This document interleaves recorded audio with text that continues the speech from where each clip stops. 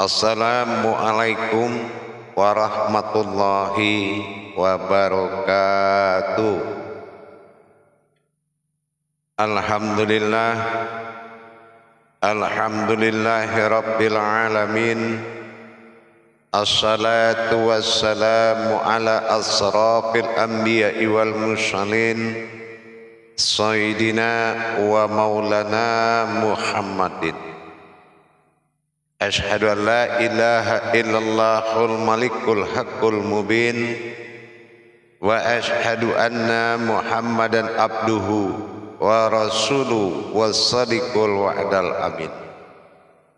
Allahumma shalli wa sallim wa barik wa karim ahzanul nabil karim, ihdinil ladzi min jamalika wa innal ladzi min jalalika wa innahu min kitabika. Wa tahirin wal mujahidina amma ba'du, ibadullah wa ittaqullah. Bersyukur kita kepada Allah dengan mengucapkan alhamdulillahirabbil alamin atas segala limpahan karunia, rahmah dan hidayah, serta dengan izinnya juga kita dapat menjalankan amanahnya, beramal dan beribadah zahir batin dunia dan akhirat. Bersalam kita tidak akan pernah terlupakan. Marilah sama-sama kita panjatkan dan kita sampaikan kepada junjungan kita, Nabi Allah, Nabiul Akhirul Zaman, Rasulullah Muhammad sallallahu alaihi wasallam. Atasnya kalimahnya kita kalamkan dengan membacakan Allahumma sholli ala sayyidina Muhammad wa ala alihi sayyidina Muhammad. Alhamdulillah bertemu lagi dengan saya Guru Mursyid Syekh Nur Muhammad Buya Irwan Maulana Al-Qalidi, Pasaman, Sumatera Barat. Tentunya dalam rangka meningkatkan iman dan takwa kita kepada Allah, marilah sama-sama kita bertolabul ilmi dalam makom majelis dzikir ma'rifatullah. Tentunya dalam naungan Yayasan Islam Hidayatul Mubarakah Indonesia. Sudah pasti dalam masa wadah syiar YouTube Buya Pasaman Timur yang insya Allah selalu berbagi wawasan dan ilmu pengetahuan.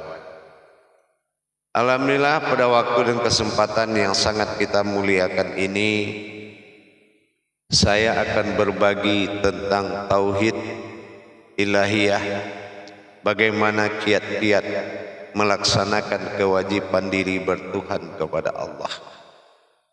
Kiat-kiat bertuhan ini ada dua makna. Pertama, apakah kiat ini bertuhan atau kiat berkodrat Tuhan, atau memang sebaliknya?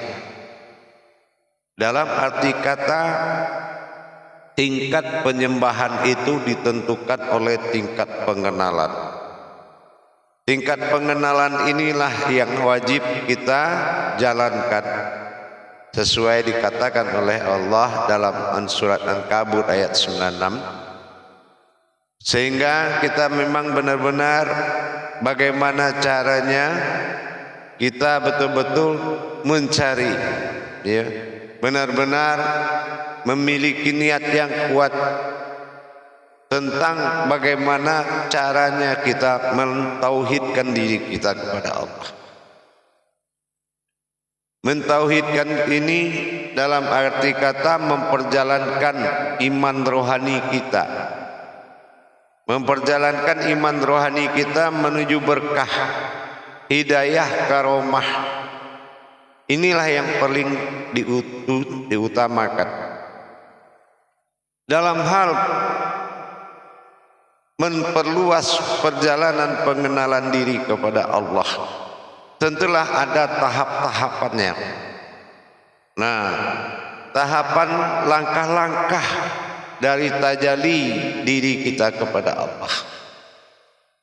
Dari mulai pengenalan asma, mendapatkan diri, pengenalan diri, mendapatkan Tuhan, tentulah kita lanjutkan ke pengenalan Tuhan, mendapatkan keakuannya.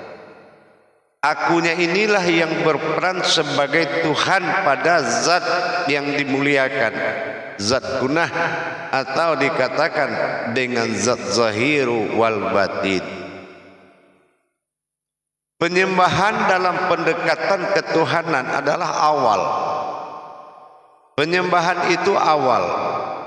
Terutama yang diutamakan sekali adalah ketuhanannya.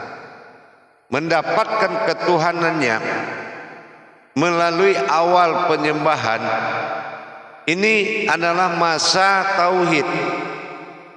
Ya, seperti yang pernah saya sampaikan, masa tauhid itu diawali dengan pengenalan sehingga tajalli diri, pencarian diri, man arafa nafsahu itu akan menuju dua sifat, zahiru rabbi wal batinu abdi.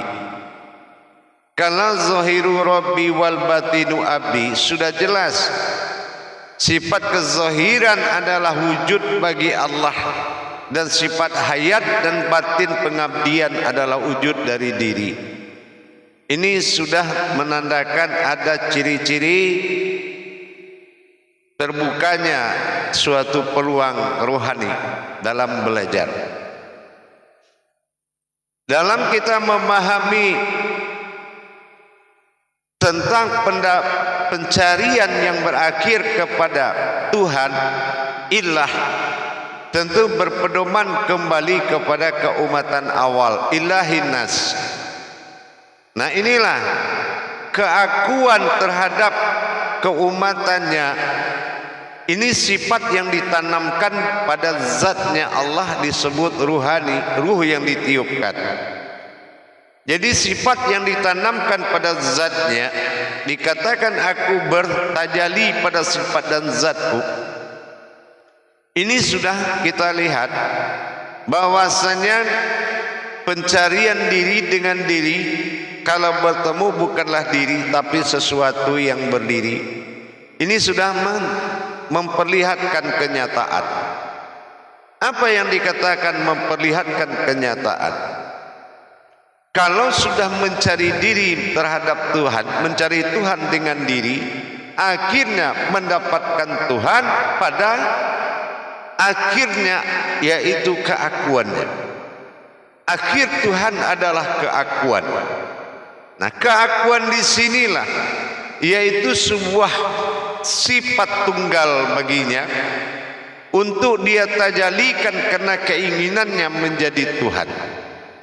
Inilah inna Allah, aku ingin, inna ilahi, aku ingin menjadi Tuhan. Nah, ini wa qatali alal umatun, maka aku jadikanlah umat. Siapa umat yang dijadikan? Pertama adalah zat. Inilah ayat pertama yang diturunkan. Itu alif lam lam ha. Alif fil awal wal lam fil akhirun. Nah, inilah dikatakan atau zat disebut dengan Allah atau kunah, zat pencipta segala pertama jadi.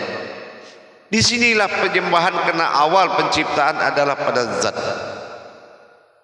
Dengan demikian keinginan oleh wujud ta'yun ketunggalan tadi menjadi sembahan umat, maka dia menempatkan zat tersebut dengan kehendaknya, dia jadikan sebagai kiblat diri untuk bisa dilebur menemui dia.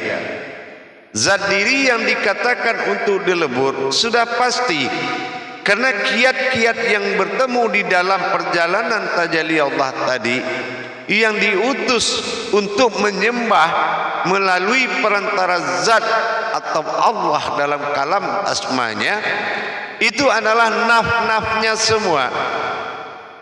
Naf-nafnya ini itulah diri-diri batinnya.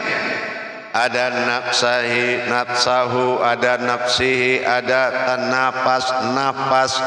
Sangat banyak naf-nafnya Allah, yaitu diri-diri batinnya. Nah, jadi batin-batin dirinya yang banyak ini dikiblatkan kepada zat wa zahiru. Nah, inilah wa zahiru rabbi. yaitu zat yang dizahirkan untuk pencarian Tuhan, yaitu zat yang dizahirkan dalam pencarian Tuhan. Nah, zahiru Rabbi inilah yang akan bersifat kepada keakuannya kembali dalam rangka mengkabulkan. Inilah yang disampaikan, yang sering kita dengar. Memintalah kepadaku, sembahlah aku, wa an ya'buduna hadzal siratal mustaqim. Ya, memohonlah kepadaku, ya, pasti akan kukabulkan. Sangat banyak ayat-ayat itu berkembang dalam Al-Quran. Kepadaku, Allah adalah wadah zat utama pencipta segala semua jadi, yang menjadikan semua jadi. Awalnya disinilah tandanya penyembahan. Tetapi di dalam wujud ketuhanan kita wajib sampai kepada keakuannya, ta'yunnya. Kita harus sampai kepada ta'yun, yaitu kepada hakikinya ketuhanan adalah aku. Hu, inilah hakikinya. Jadi hu yang dimaksud di sini adalah leburnya hijahiyah berbentuk aras kekuatan, dan hu alif doma'u berbentuk sir rahasia. Inilah kekuatan yang rahasia, yang hakiki, keakuannya. Keakuannya inilah yang bagaimana dia bisa berasmakan kepada Allah dengan keinginannya menjadi Tuhan. Jadi wujud ta'yun itu dia hanya menikmati saja. Bagaimana keakuan yang dia ambil dari dirinya yang selalu menjadi suatu khauni dalam berbicara, suatu kodrat dalam berkehendak, dengan hati nuraninya yang dia taruh di dalam wujud keakuannya pada zat. Inilah keakuannya kepada keumatan disebut hamba atau ihsan, yang ditaruh di dalam wujud zat yang ditiupkan tadi. Jadi dengan dia merasakan dengan ketunggalannya, karena dia ingin menikmati bagaimana rasanya dia ingin menjadi Tuhan dan diperlakukan dan disembah, serta dijadikan tempat berdoa dan meminta. Ini adalah salah satu kehendak hati dan dirinya, sehingga wujud zat yang dijadikan semua awal mula jadi dibuatkan dari zat tadi menjadi kiblat ruhani yang menjadi sembahan. Inilah sementara yang menyembah itu adalah naf-nafnya sendiri, batin-batin dirinya. Nah, inilah yang dikatakan dengan nurani-nuraninya, nur-nurnya di sekalian alam. Maka dijadikan zat ini Rabbil Alamin, Tuhan dari sekalian alam. Inilah karena apa? Karena nur-nur hayatnya Allah yang ditaburkan, yang dijadikan dari fayakun tersebut, menjadilah batin-batin dia, nur-nurnya dia, untuk bisa melaksanakan penyembahan kepada zat kunahnya, yaitu dengan sebutan asma Allah. Dengan adanya penyembahan demikian, maka kerahasiaan diri di dalam diri yang disebut dengan keakuannya, inilah yang ada wujud ihsan pertama, yaitu diri kehambaan dia yang melayani waktu dalam kesendirian dia. Maka dia menempatkan sifat dirinya atau keakuannya pada ketuhanannya, yaitu zat kunah yang diasmakan bernama Allah. Jadi akhirnya rohani bekejar ke situ, semua bekejar ke situ. Nah, disitulah nanti dia menikmati bagaimana dia memberikan pertolongan, dia menerima nikmat-nikmat penyembahan dari umatnya. Nah, inilah yang dikatakan keesaan tadi. Dia letakkan keumatannya di dalam zat yang akan menjadi sembahan, dan disitulah dia menikmati bagaimana diri, sifat diri dia sendiri dia berikan, dia tiupkan ke dalam zat yang bernamakan rohani bagi diri kita. Jadi akhirnya kita menjadi walinya, nikmat wakil wal nikmat nasirnya untuk melayani seluruh alam ini dan menyampaikan nikmat itu kepada wujud tunggalnya. Inilah keakuannya tadi. Jadi dalam kita melaksanakan perbuatan sahadah dan sa'adiyah langsung tidak langsung tadi, ini kita perlihatkan seperti penyembahan. Nah, seperti yang pernah saya sampaikan di tayangan sebelumnya, ada kala berdiri itu disembah, ada kala kodrat berdiri itu menyembah. Nah, kalau dia disembah berarti kodrat yang ada dalam rakaat, dia akan menyembah kodrat Al-Fatihah. Diri yang ada di dalam Al-Fatihah yang akan disembah oleh kodrat yang ada di sekitar Rabbil Alamin, atau disebut dengan Fatihatun Nasyun. Nah, ini penyembahannya, dia disembah. Dan apabila dia menyembah, maka dia harus luput zat ini kepada keakuannya yang ditanamkan di dalam zat tadi, penyembahan tadi. Inilah yang akan lebur kepada sejatinya dirinya. Inilah Tuhan, sejati dirinya, yaitu keakuan akhirnya. Tapi sejati diri yang ada di dalam keakuan ibadah, keakuan ketuhanannya, ini yang disebut dengan Tuhan. Tetapi keakuan pada dirinya sendiri, takyunnya, inilah masa akhirnya, ketunggalan wahidnya. Disinilah penyembahan diri kepada dirinya sendiri. Nah, ini yang dikatakan al-ahadun amubuduni wal wahidun, hanya satu diriku yang bisa menyembah kepadaku. Tapi kalau untuk keakuannya pada ketuhanannya, ini adalah sembahan wa an ya'buduna hazza siratum mustaqim, sembahlah aku itu jalan yang lurus. Nah, ini dalam makom ketuhanan. Ada keakuan dalam ketuhanan dan ada keakuan dalam kesendirian. Ini dikatakan aku adalah aku. Dengan demikian kita sudah mulai bisa menerima dan menjalankan kiat-kiat ketuhanan tadi dengan memperlihatkan wujud kepada sekalian alam untuk disembah dengan mengetahui kodrat-kodrat yang ada di dalam rakaat. Begitu tajalli Fatihatun Nasyun, berdirilah diri rahasia dalam Al-Fatihah, disembah oleh kodrat-kodrat yang ada dalam rakaat. Ini disembah. Bagaimana dia menyembah? Kalau yang berdiri menyembah itu adalah luputnya keakuannya, ya, kepada diri tunggalnya kembali. Disinilah penyembahan keakuan kepada diriku sendiri. Nah, itu sangat, takbir ini memiliki keluasan yang sangat luar biasa, ya. Nilai takbir itu sangat menentukan dan sangat luar biasa dan memiliki tingkatan-tingkatan tauhid.